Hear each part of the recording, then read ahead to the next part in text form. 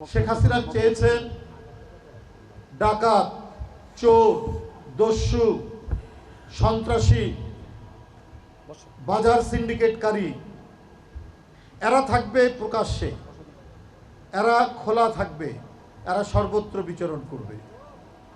আর যারা ন্যায়ের পক্ষে দাবি উচ্চারণ করে, যারা গণতন্ত্র চায়, যারা মত প্রকাশের স্বাধীনতা চায়, যারা অবাধ সুষ্ঠু নির্বাচন চায়, তারা থাকবে কারাগারের ভিতরে। এবং তিনি তাই করেছেন।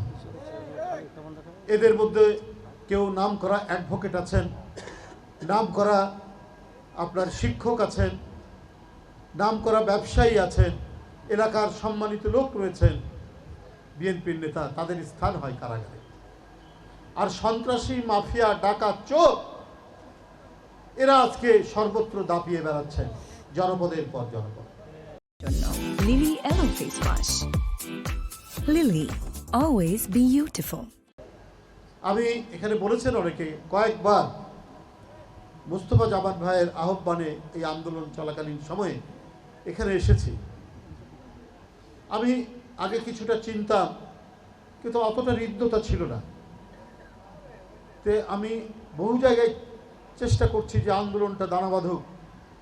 এত মানে আইন শৃঙ্খলা বাহিনীর নিপীড়ন, নির্যাতন, একবারে ঢালাও পাইকারি গ্রেপ্তার, এর মধ্যে যারা বাইরে আছে একটু চেষ্টা করুক। অনেক ইয়ে করতাম। তারপরে দেখতাম যে প্রায় একদিন দুই দিন পর মুস্তফা জামান সাহেব আমাকে টেলিফোন করতেন সকালের দিকে কোনো একটা কর্মসূচি করার। আমি উনার এলাকাতে করেছি, কয়েকবার করেছি, এবং জাস্ট উনার এলাকা না হলেও আশেপাশের এলাকাতেও উনি সংগঠিত করেছেন। আমি দেখেছি যে উনার যে এলাকা, সেখানে বাজার টাজারে আমরা লিফলেট দিয়েছি, মিছিল করেছি। সাধারণ মানুষ আমাদেরকে সাদরে গ্রহণ করেছে, সাদরে গ্রহণ করেছে যে মুস্তফা জামান সাহেব আমাদের সাথে রয়েছেন।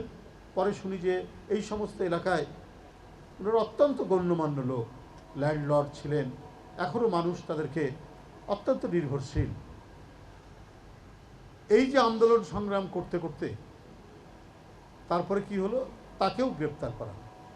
মানে সে সরকারের টার্গেটের মধ্যে ছিল, যে বারবার আমাকে নিয়ে সেখানে মিছিল করায়, লিফলেট বিতরণ করায়।